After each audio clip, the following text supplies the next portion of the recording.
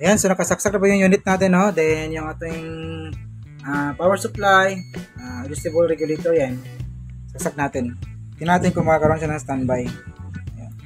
Saksak siya. Then, pa-power on natin. Labas yung 3.3. Tingnan natin. Ayun, naka-standby po yung unit natin, no? So, power on natin kung nakapag-display ba. Ayun, nabas yung logo ng TCL, oh. So, gumana siya. Ayan, oh.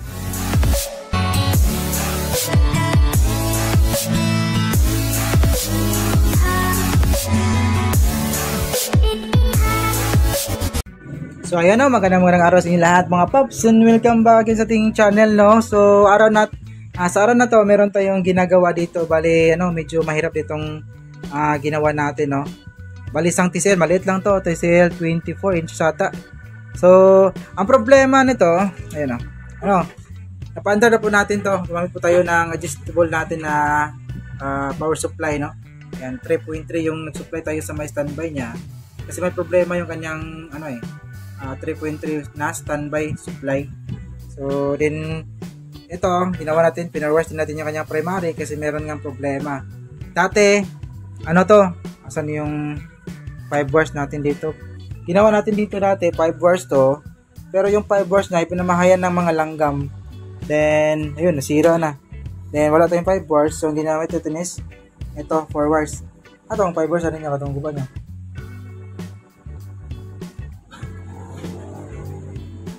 So, nawala yung, napin natin ito, yun namaya. Kasi naglinis tayo eh. Tara, ito pala.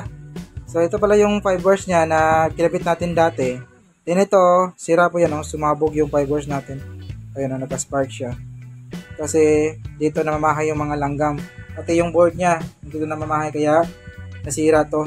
So, ngayon, ginawa natin 4 wires. So, ang ginawa ko dito, sira kasi yung, ito, yung kanyang silbing regulator ng ating 3.3 volts. Ayan, dito yan. Dito yan nakalagay.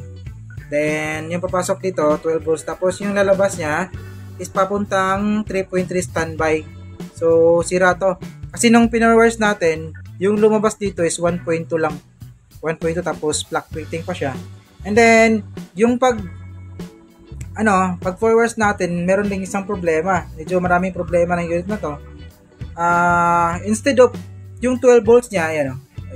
Yung 12 volts supply niya, instead na 12 volts yung papasok dito sa linya na to na magsusupply sa may main board natin, ang pumasok is 6 volts lang or 5.8 to 6 volts yung pumapasok dito, hindi 12 volts. Kaya hindi po makapag-andar yung unit natin kahit na gumamit po tayo ng 3.3, nag-bypass po tayo ng 3.3, hindi po siya andar kasi kulang yung supply na papasok sa may 12 volts. So, ang ginawa natin is nag-bypass tayo dito sa may 12 volts niya papunta dito para mapagana natin yung unit natin, no? Ayun, gumagana na po siya. So, gagawin natin ito is babalikan po natin yung babalikan muna natin yung ginawa natin dito para masundan and para makatulong sa mga kapwa technician natin kung sakaling maka-encounter kayo ng ganitong problema, no? Ayan.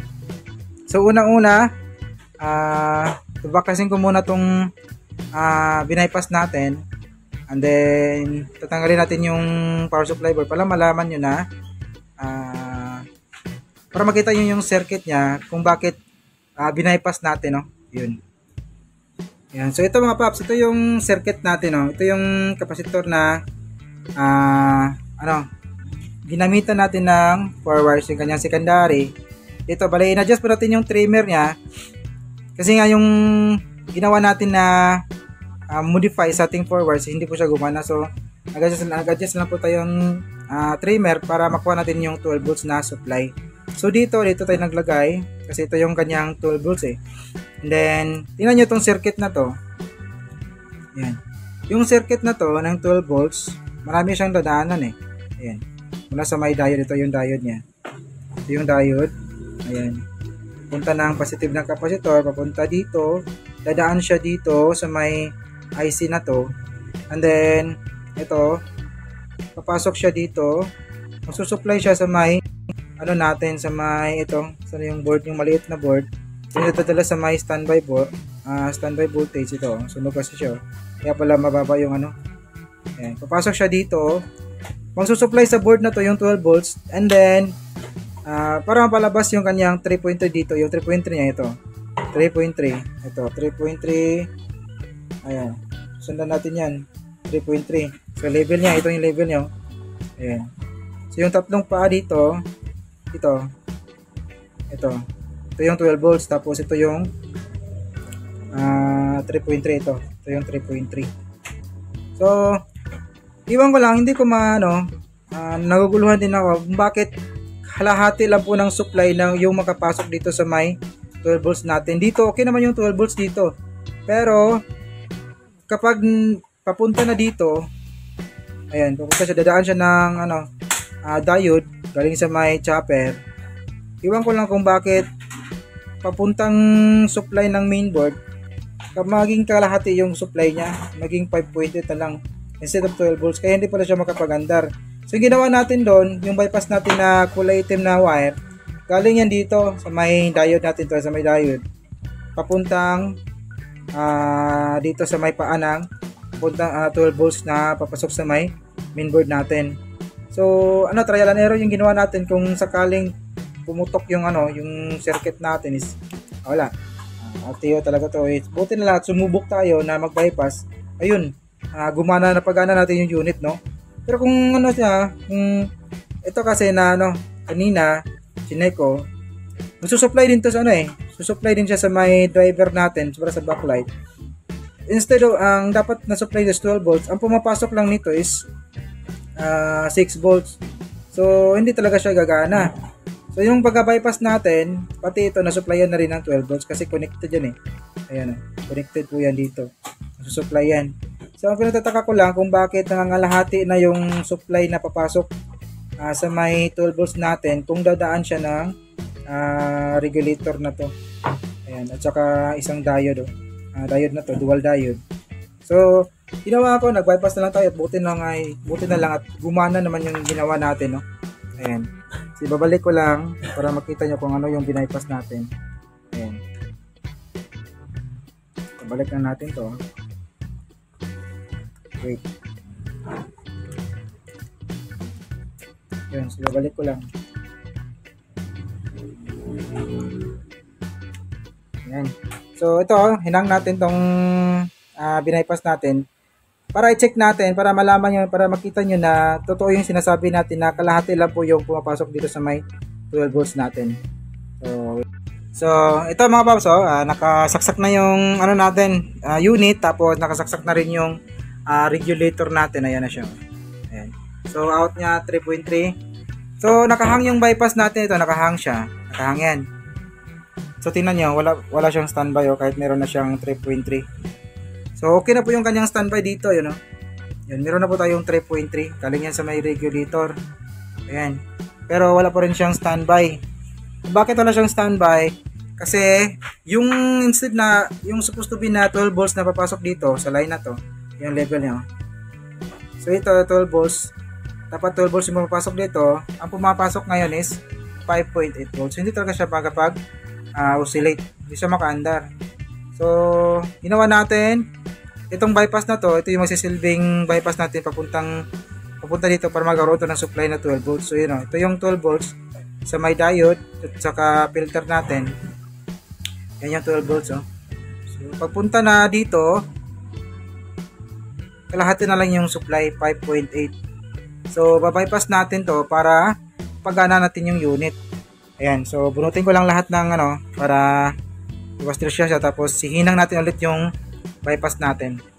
So ito mga paps, ayan, nakahinang na po yung bypass natin. Ayun, nakahinang na siya. So meron na itong 12 volts.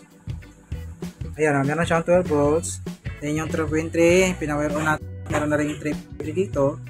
Ayan, 3.3, 3.4, okay na yan.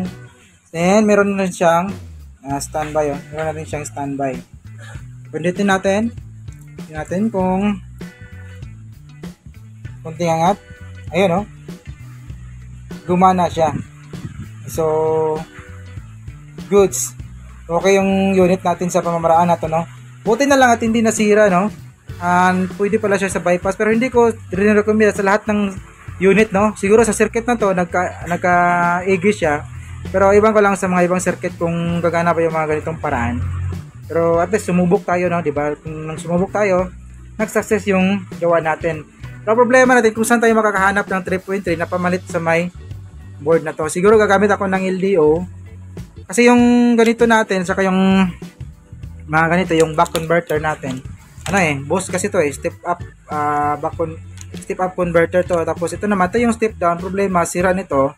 Then ito na lang yung natira sa atin. Tapos sira pa, shorted. Lang ya. Tapos ito naman, step up. So wala tayong step down. Nag-order ako, siguro abot next week.